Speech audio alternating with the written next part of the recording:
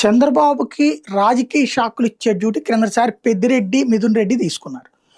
వాళ్ళిద్దరూ చేసిన ఎత్తుగడలతోనే కుప్పంలో జెడ్పీటీసీ, ఎంపీటీసీల ఓటముల దగ్గర నుంచి స్థానిక మున్సిపల్ ఎలక్షన్లలో కూడా ఓటమి అన్నటువంటిది. చంద్రబాబు జీవితంలో ఎప్పుడూ లేని వరుస ఓటములు అప్పుడే జరిగినాయి. చివరికి బాబు గారు పదే పదే కుప్పం వెళ్లాల్సి వచ్చింది. స్వయంగా భువనేశ్వర్ గారిని అక్కడ కూర్చోబెట్టాల్సి వచ్చింది ఎన్నికల ముందు. అంత థ్రెట్ క్రియేట్ చేసుకొచ్చారు పెద్దిరెడ్డిను, మిథున్ రెడ్డి. ఇప్పుడు మొన్నటిసారి జెడ్పీటీసీ ఉప ఎన్నిక సందర్భంగా బాబు గారి కళ్ళల్లో ఆనందాన్ని చూశారు ఆదినారాయణ రెడ్డి.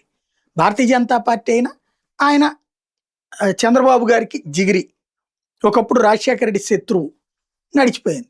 ఇప్పుడు ఆయన మళ్ళీ ఒక లెక్క చెప్పుకొచ్చారు. పులివెందులలో మున్సిపాలిటీలో జగన్ని ఓడించడం, తద్వారా అంటే అక్కడ మున్సిపల్ చైర్మన్ డైరెక్ట్ ఎలక్షన్ జరగబోతుంది కదా, అక్కడ ఓడించడం, తద్వారా జగన్కి చెక్ పెడతాం. కడప జడ్పీ చైర్మన్, అట్లాగే పులివెందుల మున్సిపల్ చైర్మన్, పులివెందుల మండల పరిషత్ చైర్మన్, ఇవన్నీ గెలిపించి బాబు కళ్ళల్లో ఆనందం చూడడానికి ఆదినారాయణ రెడ్డి ప్రయత్నిస్తున్నారన్నది తాజాగా ఆయన ప్రకటన బట్టి అర్థమవుతుంది.